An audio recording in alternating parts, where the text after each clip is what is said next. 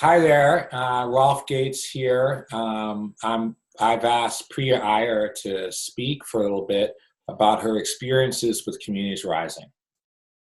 Thank you so much, Rolf, for inviting me to speak.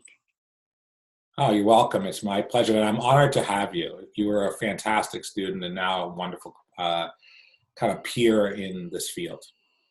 Yeah, it was an honor to have you as a teacher and a mentor now. Thank you. So what was it like? What was your experience? Yeah, so there were so many things I think that came out of my experience. So to start with, I knew for a while that I'd wanted to do a yoga teacher training and a mindfulness teacher training, but I looked around and I couldn't really find the right fit.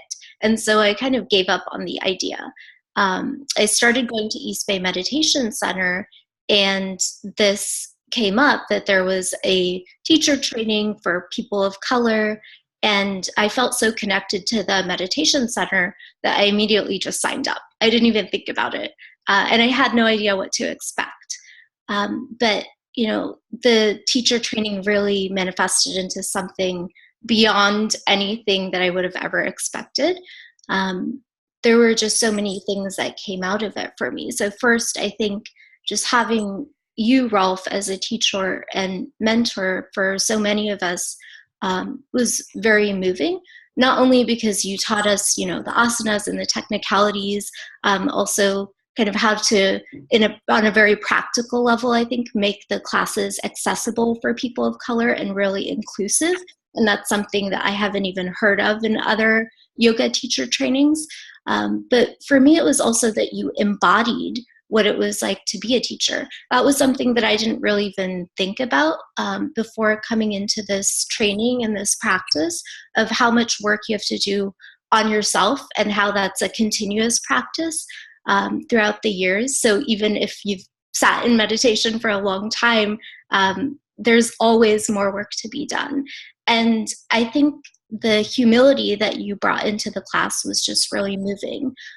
There was, you know, a lot of suffering that we hold as people of color, and there's a lot of values that we have and a lot of strong opinions. And I think that the fact that you were willing to kind of build the class with us and be flexible and change around maybe your curriculum to accommodate all of that and really allow us to hold our truths and kind of face those challenges and work through them together was one of the most valuable pieces of the class for me. I don't think that there's a lot of, or there aren't any other places that I've ever been, to be honest, where I've felt the safety to do that.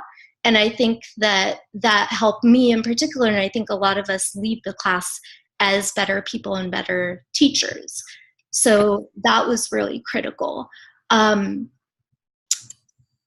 I also just think that confronting our own biases and being honest about that as people of color are really important. I think it's easy to blame and look at other people in other places, but looking within and kind of thinking through that and how we embody the practice was huge for me.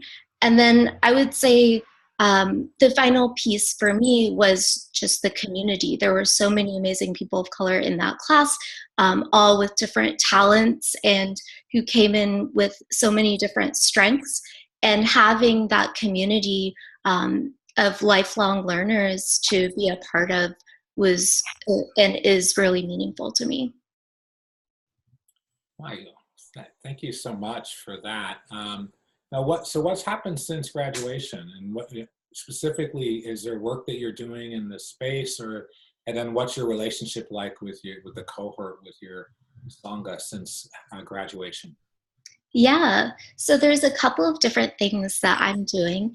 The first is I'm teaching meditation at a studio. So it's secular meditation that I'm teaching just to stay in touch with the practice and continue growing myself.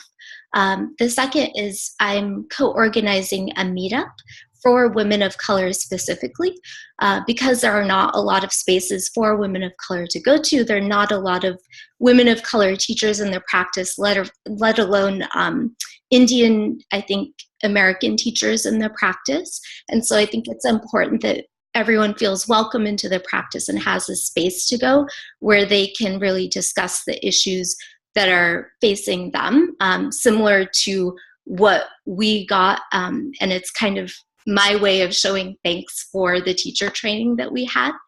So that's something that I do for free in my spare time. And I think another big thing that's been a part of that teaching is, and that has come out of the teacher training, is to be really thoughtful when I'm teaching, to not just pattern match to what I've seen before in white dominated spaces, but to really bring forth what I have as my strengths into my teaching. So for example, as an Indian American, I first came into mindfulness meditation through my grandparents, and then also through my parents' religion and through the Gita. And there are a lot of teachings in that are not necessarily religious, but also around a way of being that I think I can bring into my teachings that I haven't seen a lot of other teachers do. So it takes some experimentation, but I think that our teacher training gave me the confidence to do that and to experiment.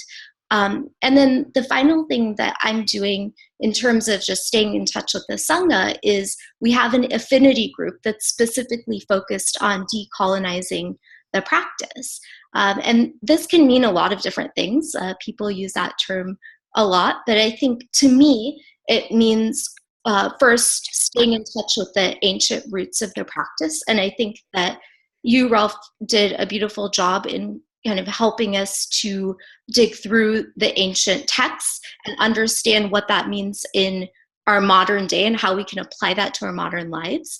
And so that's the first piece. But the second piece of decolonizing the practice to me is also taking that and using that to build a practice that's effective for other people and that's really inclusive for all people of color as well, because this practice was really meant for all beings. So just tying that back to our community and our Sangha, what we're trying to do now is actually take the knowledge of several teachers who have been doing this work for years and years and create a resource hub where we can put this all in one place and make it easy for new teachers like myself to better understand what decolonizing the practice means and to kind of sign on to a set of values and try to embody that in the classes that they teach.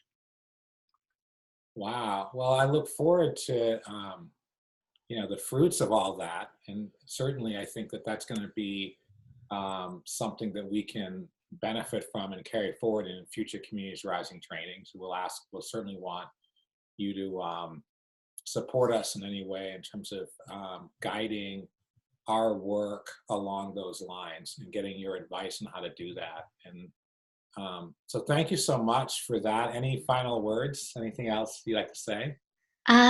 I think the final thing I'd like to say is I just feel really grateful that I got to be a part of this first cohort, to just have you always as a teacher and mentor and have this community and Sangha of POC for life. And we'll all stay connected in different ways and all manifest this in different ways. But it feels just very exciting to be a part of this.